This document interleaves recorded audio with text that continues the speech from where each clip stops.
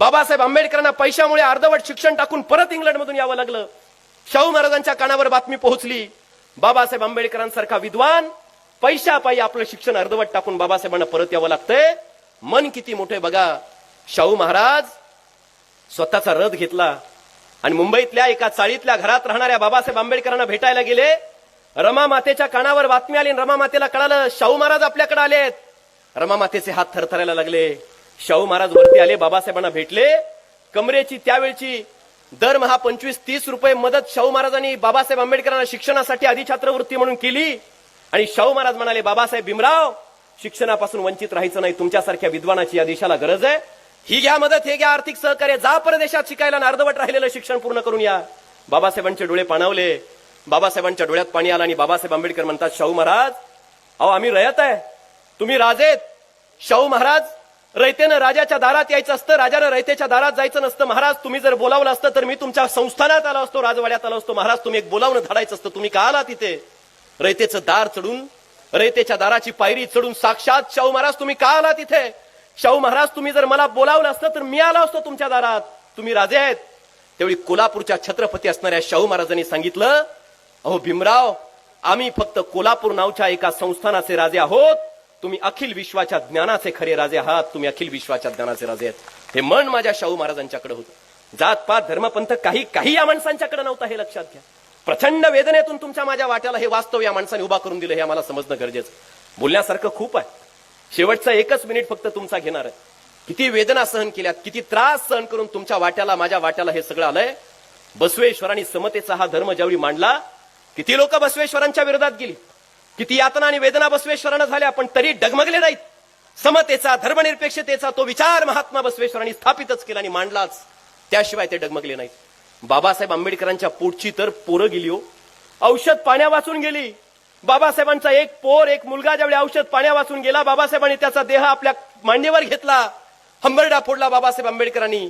औषध पाण्या वाचून बाबासाहेबांचा पुत्र गेला.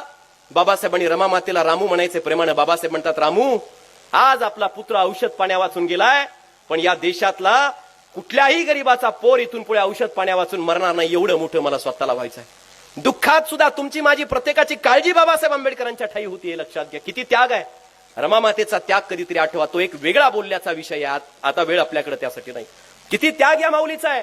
पहाटे उठावं, गवऱ्या थापाव्यात, गवऱ्या वाळव्याव्यात, गवऱ्या बाजारात जाऊन विकाव्यात, मिळालेल्या पैशानं कसं बसं घर चालवावं, घरातलं दुःख, अंगावरची फाटकी साडी, गळ्यात नसलेला कुठलाही सोन्याचा मणी गळ्यामध्ये नाहीये, या कुठल्याही बाबीला महत्व न देता बाबासाहेबांच्या शिक्षणासाठी फक्त रमा मातेनं इतका त्याग करावा, या मातीच्या उद्धारासाठी रमा मातेनं इतका त्याग करावा, हे आमच्या लक्षात घेणं, या त्यागाची जाण आमच्यातल्या प्रत्येकाला असणं गरजेचं आहे.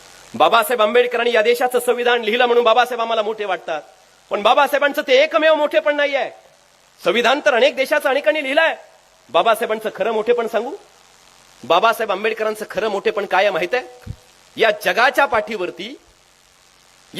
पाठीवरती विश्वरत्न प्रज्ञासूर्य डॉक्टर बाबासाहेब आंबेडकर ही एकमेव अशी व्यक्ती आहे, ज्या माणसानं एकाच जन्मामध्ये एक घटना, ज्या घटनेवर हा देश चालायचा आणि या देशाची व्यवस्था उभी होती, ती मनुस्मृती नावाची एक घटना जाळली आणि ती व्यवस्था मातीत गाडली, आणि त्याच जन्मामध्ये भारतीय संविधान नावाची दुसरी घटना लिहिली आणि नवी सुसज्ज व्यवस्था निर्माण करण्याचं काम केलंय. एका जन्मात या 2 मोठ्या गोष्टी करणारा एकमेव माणूस या विश्वाच्या पाठीवरचा विश्वरत्न डॉक्टर बाबासाहेब आंबेडकर आहेत, लक्षात घ्या.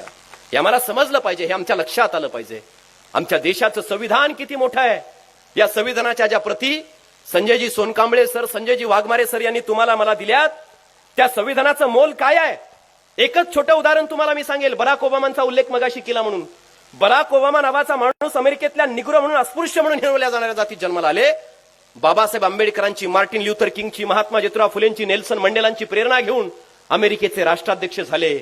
ते बराक ओबामा अमेरिकेचे राष्ट्राध्यक्ष असताना भारतात आले, त्यावेळी या देशाचे पंतप्रधान मनमोहन सिंग होते. बराक ओबामाने एक पुस्तक घेतलं, सगळा त्यांचा तो राजशिष्टाचाराचा औपचारिक कार्यक्रम आटोपला आणि बराक ओबामांनी एक पुस्तक घेतलं, त्या पुस्तकावर लिहिलं, from the oldest democracy to the biggest democracy.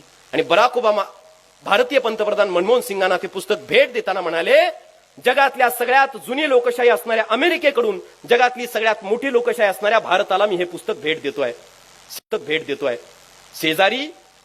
त्यांच्या शेजारी कॉम्रेड सीताराम येचुरी उभे होते. कॉम्रेड सीताराम येचुरीने ते बघितलं आणि सीताराम येचुरी म्हणाले, sorry Mister Obama. Sitaram Yechury म्हणतायत, sorry Mister Obama, you are not oldest democracy neither biggest democracy. Obama, तुम्ही जगातली सगळ्यात जुनी लोकशाही सुद्धा तुमची अमेरिका नाहीये आणि जगातली सगळ्यात मोठी लोकशाही सुद्धा अमेरिका नाहीये. जगातली सगळ्यात जुनी सुद्धा आणि जगातली सगळ्यात मोठी लोकशाही सुद्धा आमच्या बापानं प्रज्ञा सूर्य विश्वरत्न डॉक्टर बाबासाहेब आंबेडकरांना निर्माण केलेली लोकशाही आहे. ओबामा म्हणाले, कसं काय? सीताराम येचुरी म्हणाले, तुमच्या देशाला अमेरिकेला स्वातंत्र्य मिळालं त्या ब्रिटन युनियन पासून 1776ला, फार पूर्वी 1776ला. पण तुमच्या देशाला स्वातंत्र्य मिळाल्यानंतर सुद्धा 1965 साल येईपर्यंत अमेरिकेमधल्या निग्रो म्हणून हिनवल्या जाणाऱ्या, काळ्या म्हणून हिनवल्या जाणाऱ्या जातीतल्या लोकांना मताचा अधिकार नव्हता, महिलांना मताचा अधिकार नव्हता. तुमच्या देशातल्या सरसकट प्रौढाला मताचा अधिकार देण्यासाठी 1965 साल उजळावं लागलं आणि आमच्या देशाला स्वातंत्र्य मिळालं 1947ला. आमच्या बापानं प्रज्ञा सूर्यानं एका फटक्यात 1950ला या देशातल्या प्रत्येक जातीतल्या माणसांना, महिलांना एका फटक्यात प्रौढांना मताचा अधिकार दिला. म्हणून जगातली सगळ्यात जुनी लोकशाही आणि जगातली सगळ्यात मोठी लोकशाही आमचा देश आहे, हे त्या सीताराम येचुरींनी सांगितलं. आणि हे वास्तव आहे, हे वास्तव आहे. जगाच्या पाठीवरचं एक वेगळेपण आमच्या संविधानात बाबासाहेबांनी दिलंय. आणि म्हणून मुस्लिम समाजामध्ये जन्माला आलेले इलाही जमादार नावाचे कवी लिहितात. मुस्लिम समाजात जन्मलेला माणूस लिहितो, बाबासाहेबांनी काय दिलं आम्हाला? इलाही जमादार असं लिहितात. बाबासाहेब आंबेडकरांनी या देशातल्या प्रत्येक माणसाला काय दिलं, या देशातल्या बहुजन दीनदलितांना काय दिलं? इलाही जमादार असं लिहितात. कविता लिहिताना म्हणतात, अरे घनतिमिराची चिरून छाती दिलीस किरणे बाबा, माणूस पण तू दिले सांभा, आम्ही शिकलो जगणे बाबा, दिलीस दृष्टी नवीन सृष्टी आणि सौख्याची वृष्टी, तुझ्यामुळे मी सबल झालो शिकलो हसणे